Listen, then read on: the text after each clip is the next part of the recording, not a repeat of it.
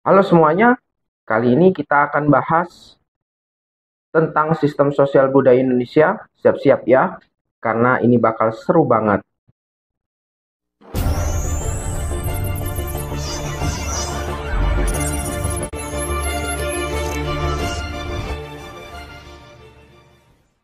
Assalamualaikum warahmatullahi wabarakatuh. Kembali lagi dengan saya Suheri. Kita akan mempelajari mengenai pengantar sistem sosial budaya Indonesia pada mata kuliah Sistem Sosial Budaya Indonesia. Konsep dasar sistem sosial budaya. Jadi, apa sih sistem sosial budaya itu? Menurut Profesor Dr. Kuncharaningrat tahun 2009, sistem sosial budaya adalah suatu rangkaian konsep abstrak yang hidup dalam alam pikiran sebagian besar dari warga suatu masyarakat mengenai apa yang dianggap penting dan bernilai dalam hidup.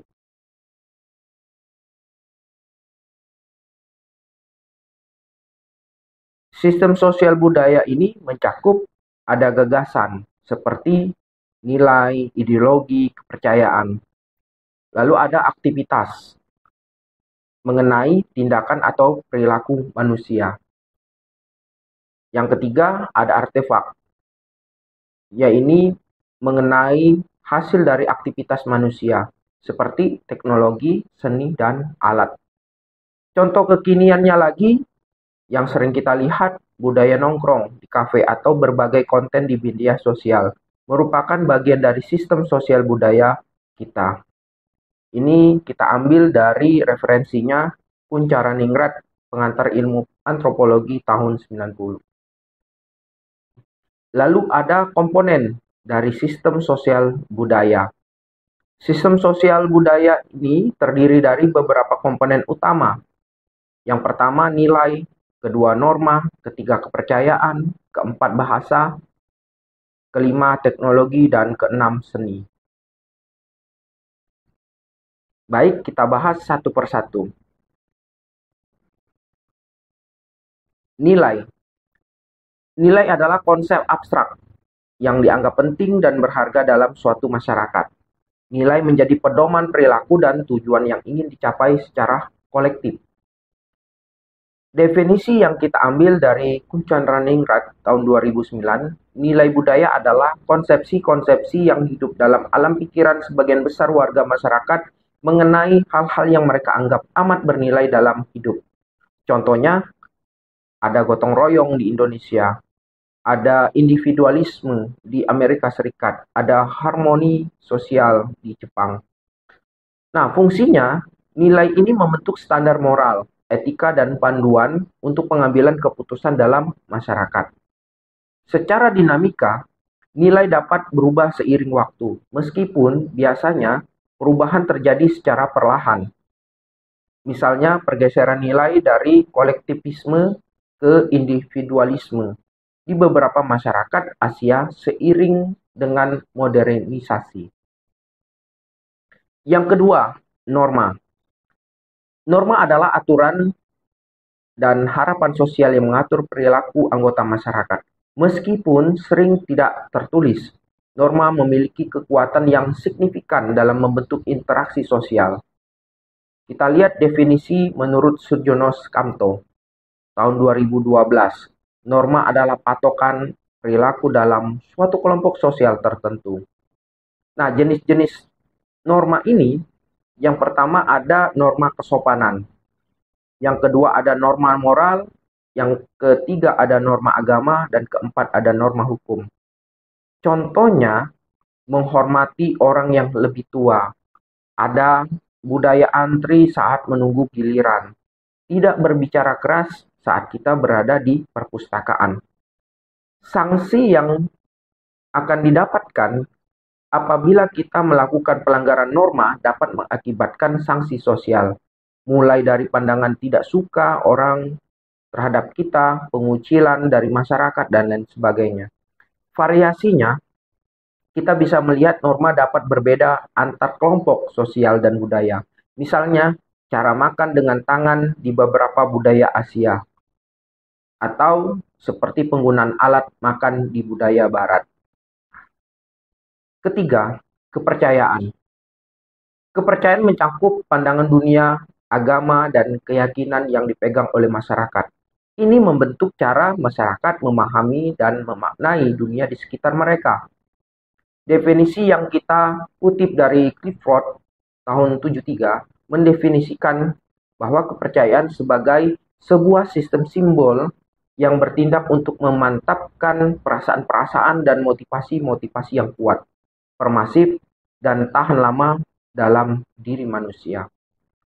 Elemen kepercayaan ini terdiri dari ada doktrin atau ajaran-ajaran. Yang kedua ada mitos dan legenda.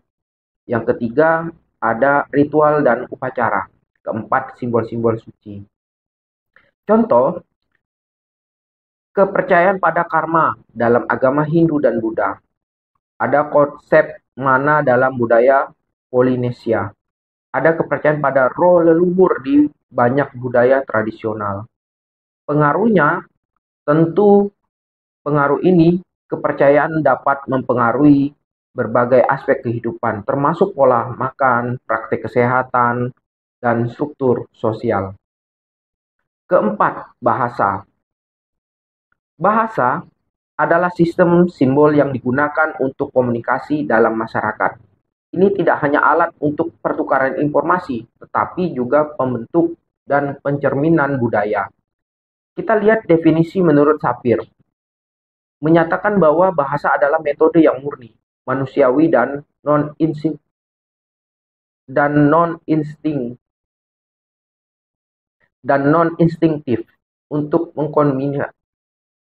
mengkomunikasikan ide, emosi, dan keinginan melalui sistem simbol yang diproduksi secara sukarela.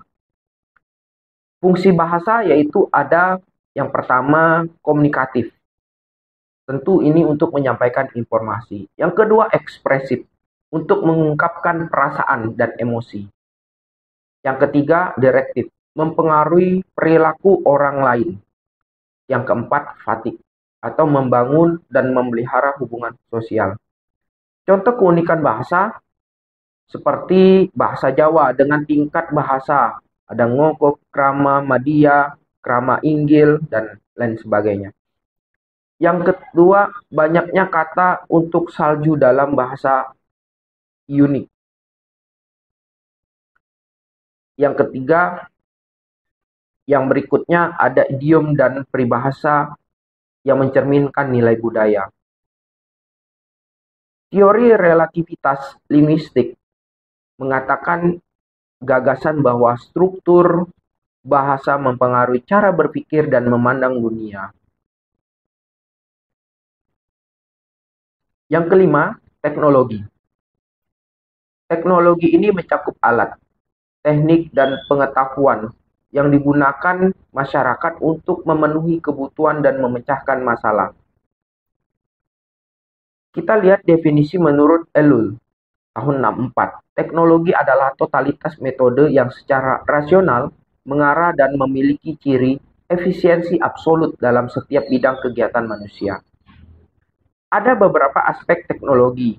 Yang pertama, peralatan dan mesin. Yang kedua, ada teknik dan proses. Ketiga, sistem organisasi. Dan keempat, pengetahuan ilmiah. Contoh, ada teknologi pertanian. Kita bisa lihat dari dulunya cangkul hingga saat ini traktor dan pertanian presisi. Kedua, ada teknologi komunikasi. Dari isyarat, asap, simbol-simbol, dan lain sebagainya. Hingga saat ini ada smartphone dan internet. Ketiga, ada teknologi transportasi. Dari dulu orangnya berkuda hingga mobil listrik dan pesawat supersonik saat ini.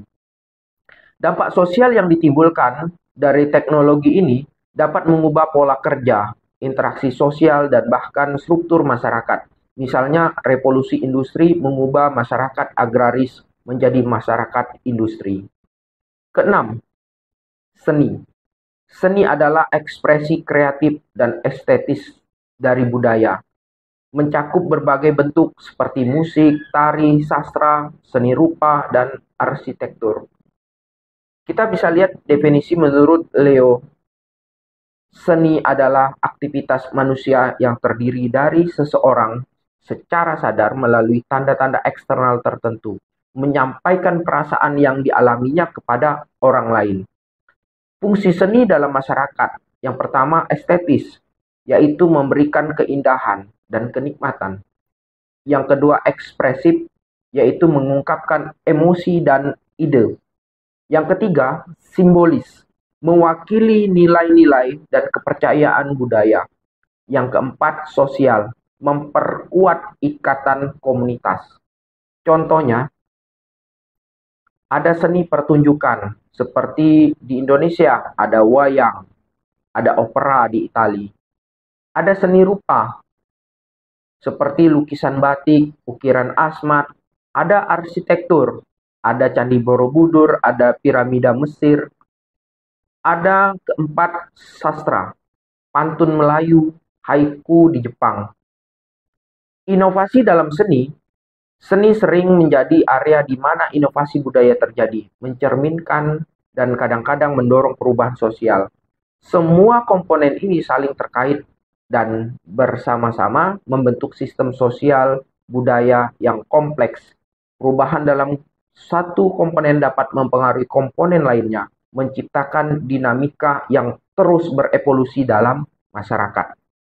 Lalu kita lihat keunikan sistem sosial budaya Indonesia. Indonesia sebuah universe budaya. Indonesia bukan sekedar sebuah negara, ia adalah sebuah universe budaya yang luar biasa kaya dan beragam. Keunikan ini tercermin dalam berbagai aspek kehidupan masyarakatnya, mulai dari suku bangsa, bahasa, hingga agama dan kepercayaan. Mari kita jelajahi lebih dalam tentang keberagaman ini dan bagaimana hal tersebut membentuk sistem sosial budaya Indonesia yang kompleks. Yang pertama, suku bangsa. Suku bangsa merupakan mozaik keberagaman yang terdiri dari 1.340 lebih suku bangsa. Indonesia memiliki lebih dari 1.340 suku bangsa yang tersebar dari Sabang sampai Merauke. Keberagaman ini merupakan hasil dari sejarah panjang, migrasi, perdagangan, dan interaksi antar budaya. Beberapa suku besar di Indonesia, seperti kita katakan di sini Jawa misalnya, ada 40% lebih. Ada Sunda 15% lebih. Ada Batak 3,5%. Ada Madura 3% lebih. Ada Betawi 2,8% lebih.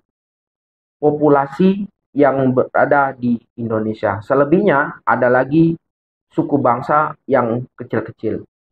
Suku-suku unik yang ada di Indonesia, misalnya ada suku Baduy di Banten yang masih mempertahankan adat istiadat tradisional.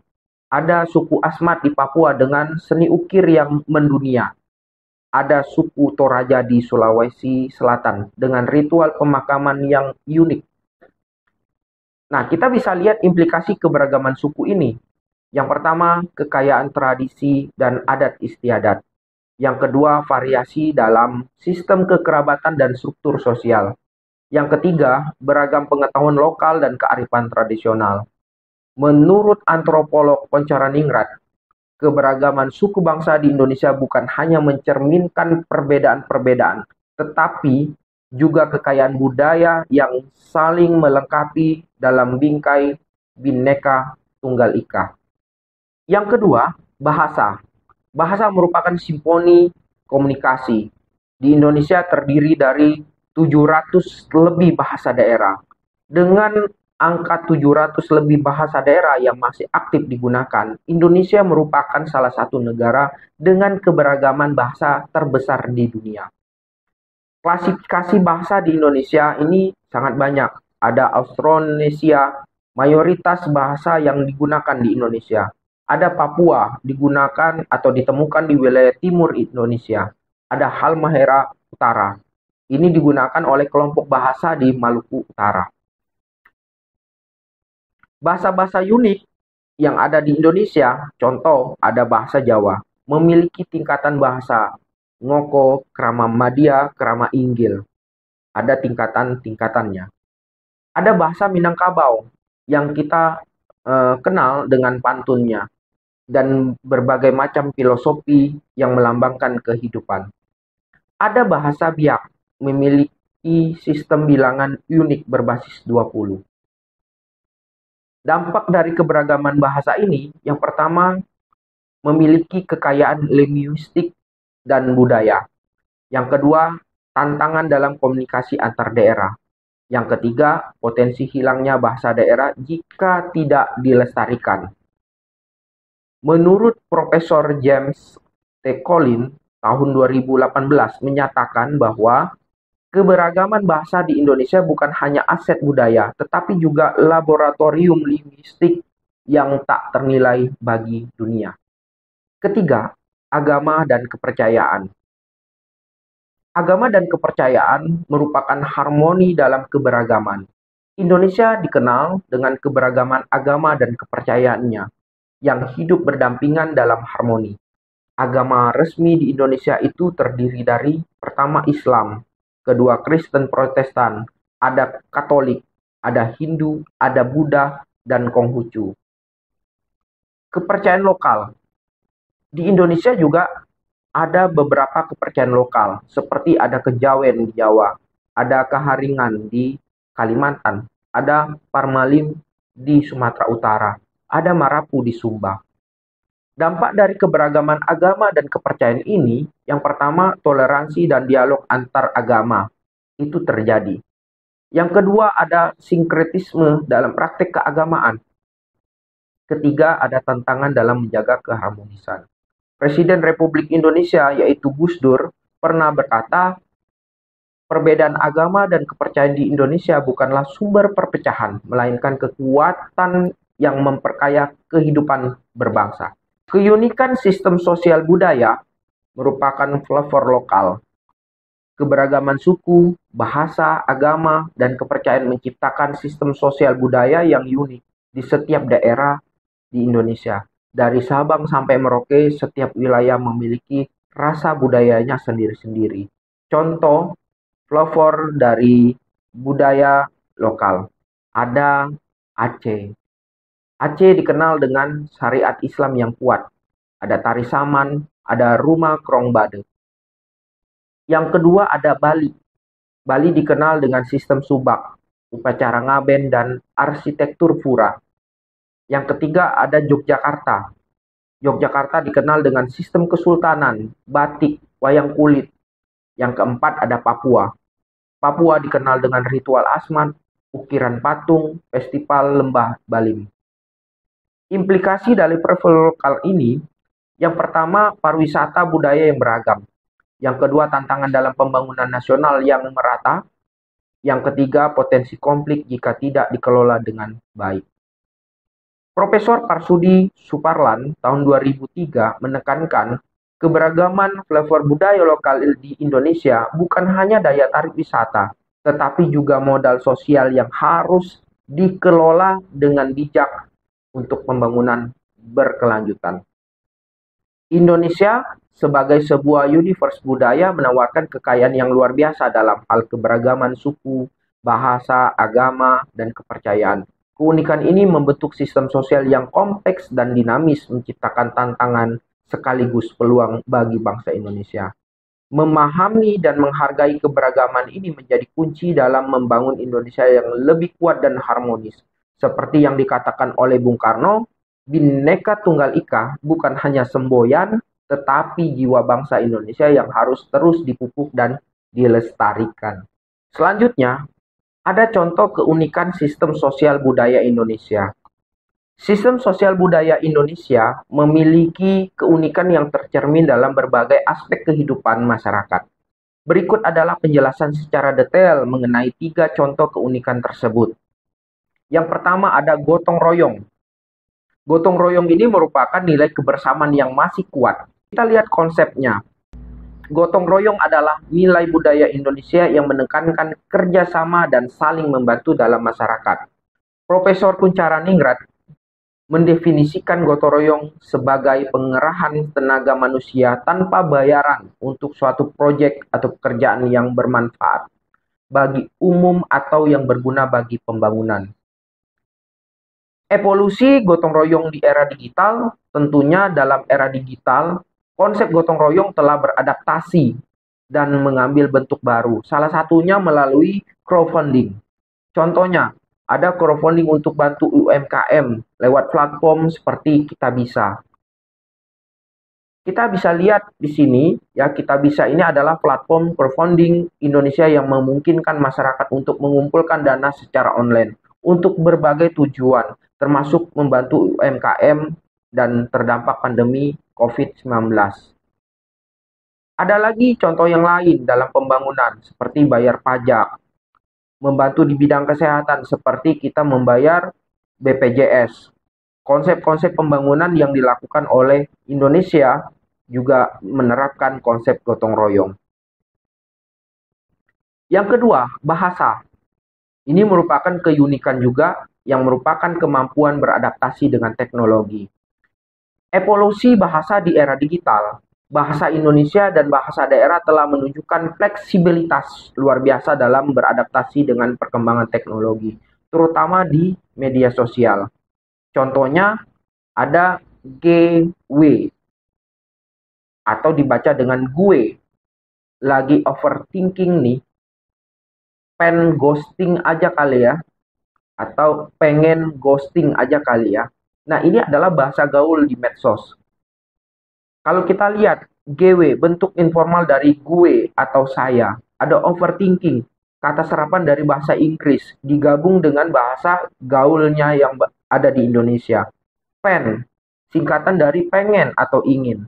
Ghosting, istilah modern untuk tindakan menghilang dari komunikasi tanpa penjelasan. Nah, fenomena bahasa, pencampuran bahasa atau kode mixing antara bahasa Indonesia, bahasa daerah, dan bahasa Inggris. Yang kedua ada penggunaan singkatan dan akronim. Yang ketiga ada adopsi istilah-istilah baru terkait fenomena sosial modern. Implikasi sosiolinguistik menurut Profesor Bambang menjelaskan fenomena bahasa gaul di media sosial mencerminkan di mana dinamika sosial dan teknologi yang dihadapi generasi muda Indonesia ini bukan sekedar tren, tetapi merupakan bentuk adaptasi linguistik terhadap realitas baru. Dampak positif tentu ada, seperti memperkaya kosakata bahasa Indonesia. Yang kedua, memfasilitasi komunikasi lintas budaya. Tentu ada tantangan selain dampak positif yang kita terima, yaitu ada potensi erosi bahasa baku, ada kesenjangan komunikasi antar generasi. Yang ketiga, keunikan itu berada pada seni. Seni merupakan perpaduan antara tradisional dan modern. Fenomenanya kita bisa melihat yaitu seni Indonesia, khususnya musik, telah menunjukkan kemampuan luar biasa dalam memadukan elemen tradisional dengan tren modern global. Contohnya ada lagu Cidro 2 by oleh Didi Kempot featuring dengan Anne Mary. Dangdut koplo bertemu dengan pop barat. Apa yang kita bisa ambil dari budaya ini? Dr. Melanie Budianta, Profesor Kajian Budaya dari Universitas Indonesia tahun 2023 menyatakan, kolaborasi seperti lagu tadi bukan sekedar tren musik, tetapi cerminan dari identitas budaya Indonesia yang hibrid dan dinamis. Ini menunjukkan bagaimana tradisi dapat tetap relevan dengan cara yang inovatif. Signifikansi kulturalnya menjembatani kesenjangan generasi, memperkenalkan budaya lokal ke panggung global, menciptakan ruang dialog antar budaya. Tentu ada tantangannya. Yang pertama, resiko komodifikasi budaya. Yang kedua, ada potensi dilusi esensi tradisional. Ketika contoh di atas, gotong royong dalam bentuk crowdfunding, adaptasi bahasa di media sosial, ada fusi musik tradisional modern, menggambarkan keunikan sistem sosial budaya Indonesia yang dinamis dan adaptif. Fenomena ini menunjukkan bagaimana nilai-nilai tradisional dan identitas budaya Indonesia mampu beradaptasi dengan perkembangan teknologi dan tren global tanpa kehilangan esensinya. Dr. Aziumardi Azra tahun 2021, seorang sejarawan dan cendekiawan Muslim Indonesia menyimpulkan bahwa keunikan sistem sosial budaya Indonesia terletak pada kemampuan untuk menyerap unsur-unsur baru sambil mempertahankan inti budaya. Ini adalah kekuatan yang memungkinkan Indonesia untuk terus relevan dalam landscape global yang terus berubah. Selanjutnya ada pengaruh globalisasi terhadap sistem sosial budaya Indonesia. Globalisasi dapat dianalogikan sebagai update sistem yang tak terelakkan bagi masyarakat Indonesia. Fenomena ini membawa perubahan signifikan dalam berbagai aspek kehidupan, mulai dari gaya hidup hingga nilai-nilai sosial dan adopsi teknologi. Berikut adalah penjelasan detail mengenai 3 pengaruh utama globalisasi terhadap sistem sosial budaya. Yang pertama, perubahan gaya hidup.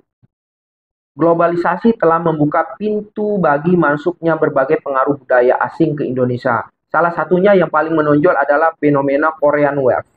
Contohnya yaitu ada K-pop, K-drama, K-beauty. K-pop, kita tahu ini adalah merupakan Korean pop music. Fenomenanya ada grup-grup K-pop seperti BTS, Blackpink, dan EXO menjadi idola baru anak muda Indonesia. Dampaknya adalah perubahan selera musik, munculnya komunitas penggemar K-pop, dan lain sebagainya. Ada pengaruh pada gaya berpakaian dan penampilan. Dari data statistik menurut survei yang dilakukan oleh IDN Research Institute tahun 2020, ada sebanyak 92,6% Gen Z Indonesia mengkonsumsi konten K-pop. Ada K-drama, Korea drama. Tren drama Korea seperti Crash Landing on You dan Itaewon Class menjadi tontonan populer. Dampaknya ada perubahan preferensi hiburan, pengaruh pada gaya berbicara dan gestur, meningkatnya minat belajar bahasa Korea. Faktanya, platform streaming Viu melaporkan peningkatan 75% penonton K-drama di Indonesia selama pandemi tahun 2020. Ketiga ada K-beauty, Korean beauty. Tren produk kecantikan Korea menjadi pilihan utama konsumsi Indonesia. Dampaknya perubahan standar kecantikan, munculnya tren glass skin dan dewy look. Yang ketiga ada booming industri kosmetik Korea di Indonesia. Statistik memberikan data bahwa ekspor produk kecantikan Korea ke Indonesia meningkat 30% pada tahun 2021 yang dikutip dari Kotra 2022. Analisis dari sosiologis, Dr. Ari Sujito, sosiolog dari Universitas Gadjah Mada tahun 2022 menyatakan, fenomena Korean Wave di Indonesia merupakan sekadar tren, tetapi telah menjadi bagian dari identitas budaya populer yang mempengaruhi cara anak muda Indonesia memandang diri mereka dan dunia sekitar. Pengaruh yang kedua yaitu transformasi nilai. Globalisasi juga membawa perubahan pada nilai-nilai yang dianut masyarakat Indonesia, terutama dalam hal kesetaraan dan inklusi. Contohnya, meningkatnya kesadaran dan kesetaraan gender dan inklusi. Kesetaraan gender ini, trennya semakin banyak gerakan dan kampanye untuk kesetaraan gender. Dampaknya apa? Tentu ada peningkatan partisipasi perempuan dalam politik dan ekonomi. Itu sudah terjadi. Ada perubahan persepsi tentang peran gender dalam keluarga. Yang terakhir munculnya kebijakan yang lebih sensitif terhadap gender. Data statistik menurut Indeks Kesetaraan Gender Indonesia meningkat dari 0,68 pada tahun 2010 menjadi 0,72 pada tahun 2021. Ini dikutip dari UNDP 2022. Yang berikutnya, inklusi sosial. Tren ini meningkatnya kesadaran dan penerimaan terhadap kelompok minoritas dan difabel. Dampaknya apa? Muncul kebijakan inklusif di sektor pendidikan dan pekerjaan. Yang kedua, peningkatan aksesibilitas fasilitas publik untuk difabel. Yang ketiga, berkurangnya stigma terhadap kelompok minoritas. Faktanya, pada tahun 2020, Indonesia mengesahkan Undang-Undang Cipta Kerja yang membuat klausul tentang kuota pekerja difabel. Analisa dari antropologis, menurut Profesor Irwan Abdullah, antropolog dari Universitas Gadjah Mada tahun 2023, menyatakan bahwa transformasi nilai yang kita saksikan saat ini adalah hasil dari interaksi kompleks antara nilai-nilai global dan kearifan lokal. Ini menunjukkan bahwa masyarakat Indonesia mampu mengadopsi nilai-nilai universal sambil tetap mempertahankan identitas kulturalnya. Yang ketiga, pengaruhnya yaitu adopsi teknologi. Globalisasi telah mempercepat adopsi teknologi di Indonesia, terutama dalam sektor ekonomi digital. Contohnya ada boom e-commerce dan fintech di Indonesia. E-commerce, trennya pertumbuhan pesat platform e-commerce seperti Tokopedia, Shopee, Bukalapak, dan lain sebagainya. Dampaknya apa? Ada perubahan pola belanja masyarakat. Dari yang tradisional, saat ini mereka menggunakan secara online. Munculnya UMKM digital. Ada transformasi rantai pasok dan logistik. Dari data statistik, nilai transaksi e-commerce Indonesia mencapai 30 miliar dolar pada tahun 2020 dan diproyeksikan pada tahun 2025 itu akan mencapai 83 miliar dolar. Ini yang kita kutip dari Google, Temasek, Bain, dan Company tahun 2021. Yang kedua, fintech. Tren ini pertumbuhan pesat layanan keuangan digital seperti GoPay, Oppo, dan Link Aja, atau yang sejenisnya. Dampaknya apa? Peningkatan inklusi keuangan, perubahan metode pembayaran dan transaksi, munculnya metode bisnis baru berbasis teknologi keuangan.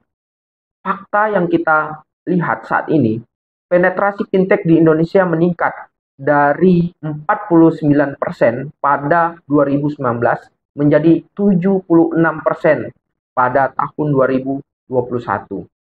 Analisis ekonomi, Dr. Renal Kasali, Guru Besar Fakultas Ekonomi Universitas Indonesia tahun 2023 menyatakan boom e-commerce dan fintech di Indonesia bukan sekedar fenomena ekonomi, tetapi juga sosial.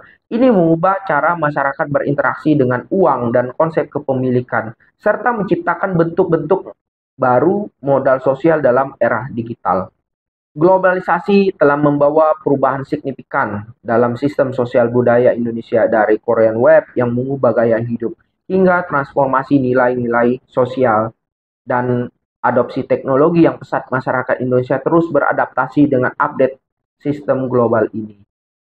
Meskipun perubahan ini membawa tantangan seperti potensi erosi nilai-nilai tradisional ataupun kesenjangan digital, namun juga membuka peluang bagi Indonesia untuk berpartisipasi aktif dalam pembentukan landscape global yang baru.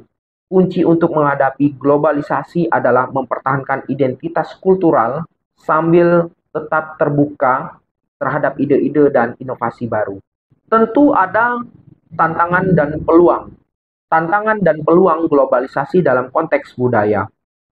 Globalisasi memberikan dampak signifikan dalam berbagai aspek kehidupan, terutama dalam hal sosial budaya. Di satu sisi, globalisasi membawa tantangan berat bagi kelangsungan budaya lokal, namun di sisi lain juga menawarkan peluang besar untuk memperkaya dan mempromosi budaya tersebut di kancah internasional. Mari kita telaah tantangan dan peluang tersebut secara lebih mendetail. Tantangannya, ada erosi nilai-nilai tradisional. Globalisasi seringkali membawa budaya luar yang lebih populer dan modern, yang dapat menggantikan nilai-nilai tradisional lokal. Gaya hidup yang didorong oleh konsumsi global dan media sosial seringkali bertentangan dengan tradisi lokal yang lebih konservatif. Ini mengakibatkan penurunan minat generasi muda untuk melestarikan adat dan kebiasaan yang telah diwariskan dari generasi ke generasi. Lalu tantangan berikutnya ada kesenjangan digital. Meskipun akses teknologi memungkinkan penyebaran informasi secara lebih luas, kesenjangan digital masih menjadi tantangan besar. Banyak daerah, terutama di wilayah pedesaan dan terpencil, belum memiliki akses yang memadai ke internet atau teknologi yang modern. Hal ini menghambat kemampuan komunitas-komunitas ini untuk ikut serta dalam arus globalisasi, yang akhirnya memperlebar jurang ekonomi dan sosial antara masyarakat perkotaan dan perdesaan. Selain tantangan, tentu ada peluang. Peluangnya yaitu promosi budaya Indonesia ke dunia. Globalisasi memungkinkan budaya lokal, termasuk seni, tradisi, dan bahasa, untuk dikenal di seluruh dunia. Dengan memanfaatkan platform digital, budaya Indonesia bisa dipromosikan kepada audiens global, sehingga memperkaya keragaman budaya dunia.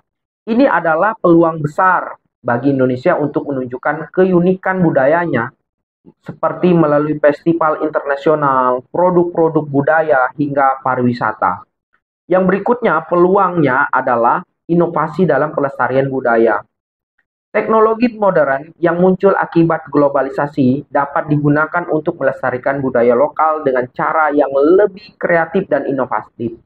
Misalnya pembuatan arsip digital untuk dokumentasi budaya, pengembangan aplikasi untuk memperkenalkan bahasa daerah, atau penggunaan media sosial untuk menghidupkan kembali tradisi-tradisi lokal. Inovasi semacam ini akan memungkinkan generasi muda untuk tetap terhubung dengan akar budaya mereka melalui cara-cara yang relevan dengan kehidupan modern. Perspektif Dr. Irwan Abdullah tahun 2015, menurut Dr. Irwan Abdullah ini, globalisasi tidak selamanya harus dipandang sebagai ancaman, melainkan sebagai kesempatan untuk memperkuat identitas lokal dalam konteks global. Pandangan ini menekankan bahwa dalam menghadapi globalisasi, identitas lokal tidak harus dikorbankan, melainkan bisa diperkuat dan diadaptasi dalam kancah global.